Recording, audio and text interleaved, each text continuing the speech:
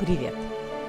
Мы в Акко, город, который завоевал Александр Македонский и Ричард Львиное Сердце, город, который построили и укрепили крестоносцы, город, который не пал под осадой 13-тысячной армии Наполеона, город, который обогрел кровью Аль-Джазар, город, который стал тюрьмой для основателя веры Бахаи Бахаулы, город полный тайн и легенд.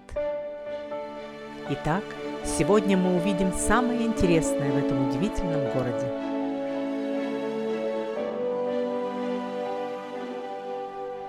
И первая наша остановка – Бахайские сады. Подробно о религии Бахаи я рассказывала в отдельном видео, посвященному этим садам. Ссылку на это видео оставлю наверху и в описании к этому видео. А сегодня просто насладитесь удивительным ландшафтным дизайном.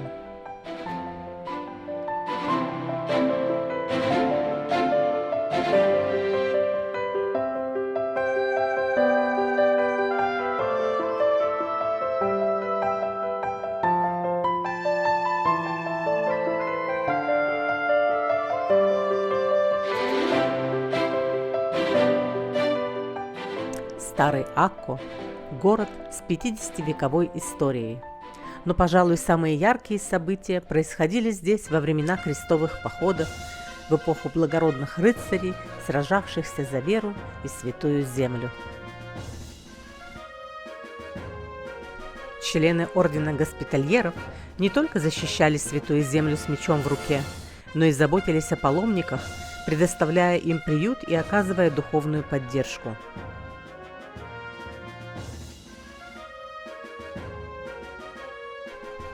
Этот прекрасно сохранившийся зал с мощными колоннами и умопомрачительными сводами служил трапезной.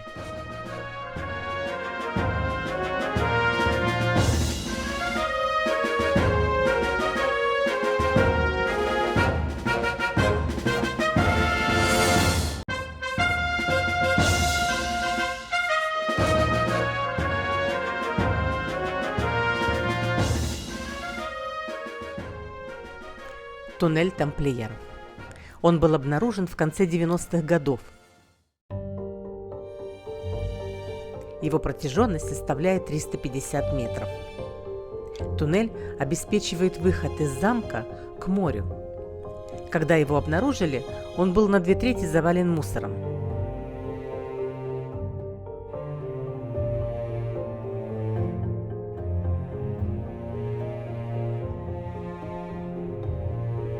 По легенде, через туннель были вывезены знаменитая чаша Грааля и ковчег судьбы.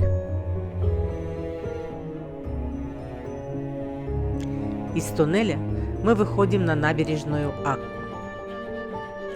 Здесь нас интересуют крепостные стены и ресторан Ури-Бури, названный в 2016 году лучшим рестораном на Ближнем Востоке по версии TripAdvisor. Обстановка в ресторане без претензий на фешенебельность, а вот блюда от шеф-повара-самоучки Ури и Еремиас просто божественные. Мы взяли дегустационное меню, которое было составлено исходя из наших вкусовых предпочтений, и остались довольны на все 100. Кстати, столик в ресторан нужно заказывать заранее.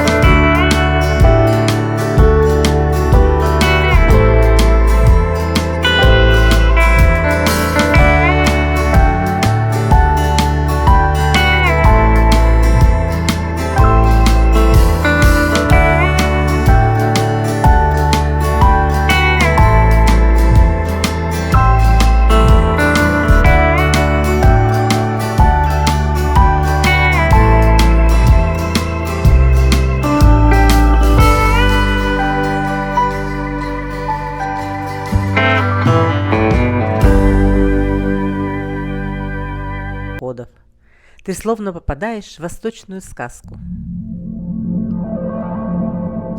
Ни один город крестоносцев не дошел до наших дней в таком сохраненном состоянии, как Акку.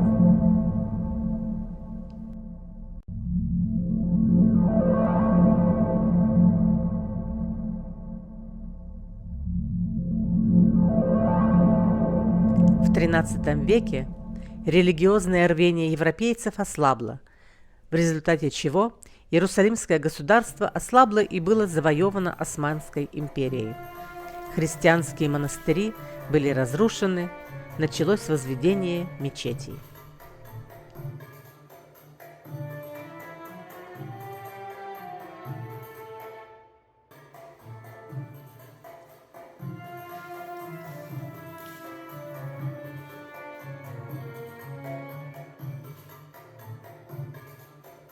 Хемам. Здесь царит ощущение полной расслабленности. Вообще, на Ближнем Востоке никто никуда не торопится. Как говорят на иврите, леат-леат, а на арабском швае-швае. И баня, конечно, было такое место, где можно было не только помыться, но и расслабиться.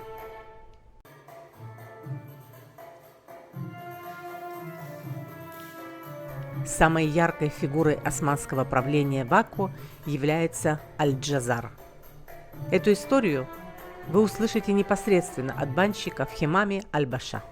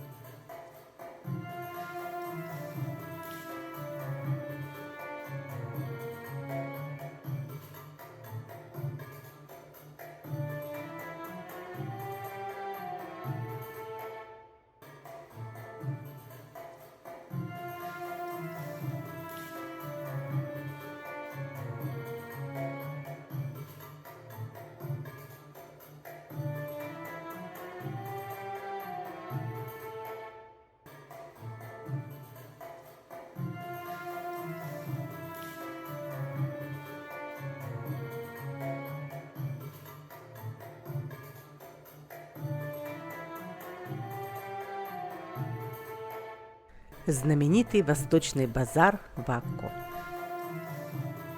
Восточные сладости, пряности и приправы, керамическая посуда и изумительный кофе разных сортов, который вам приготовят прямо здесь. Восхитительный аромат. На Востоке знают толк в кофе.